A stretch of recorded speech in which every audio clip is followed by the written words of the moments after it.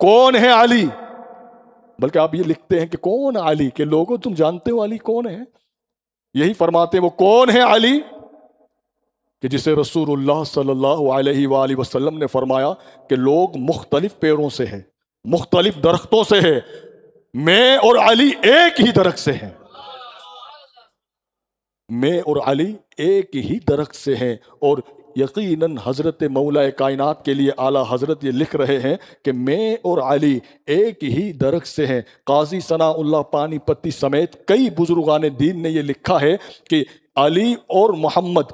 محمد صلی اللہ علیہ وآلہ وسلم اور جناب علی یہ ایک ہی، جو یہ پشتوں سے جو یہ مبارک جو نور جو یہ آتے رہے جناب آدم سے لے کر جناب عبد المطلب تک، جناب عبد المطلب تک یہ نور آتے رہے، اللہ تعالیٰ نے پاک پشتوں میں انہیں رکھا، پاک رحموں میں منتقل ہوئے، پاک رحموں سے پاک پشتوں میں منتقل ہوتے رہے عبد المطلب تک، اور پھر جناب آدم سے لے کر جناب عیسیٰ تک جسے نبوت ملتی رہی وہ حضور کے صدقے ملتی رہی، اور جن انبیاء کرام کی امتوں میں ولایت جنہیں ملتی رہی وہ علی کے طفیل ملتی رہی،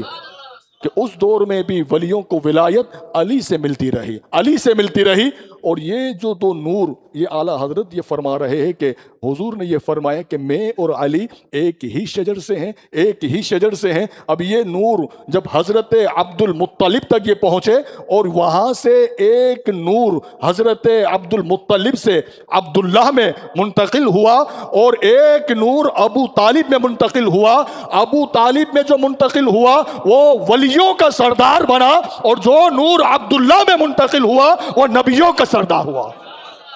اور پھر حضور نے یہ فرمایا کہ میں پاک پشتوں سے پاک رحموں اور پاک رحموں سے پاک پشتوں میں منتقل کیا گیا، اور آپ نے فرمایا کہ لوگوں میں پاک پشتوں سے اللہ نے میری ایسی حفاظت فرمائی کہ جو بھی میرے اجداد ہیں ان میں کوئی ناپاک نہیں، سب پاک ہیں، سب پاک ہیں۔ اور سنو، میں پاک پشتوں سے پاک رحموں میں منتقل ہوتا رہا عبد المطلب تک، عبد المطلب سے یہ دو نور، ایک ابو طالب میں ایک عبداللہ میں، عبداللہ سے محمد پاک تشریف لائے اور ابو طالب سے علی پاک تشریف لائے۔ پھر حضور نے فرمایا کہ میں پاک پشتوں سے پاک رحموں میں منتقل ہوا، اب سنو میری جو اولاد ہے، میری جو اولاد ہے وہ علی کی پشت میں ہے۔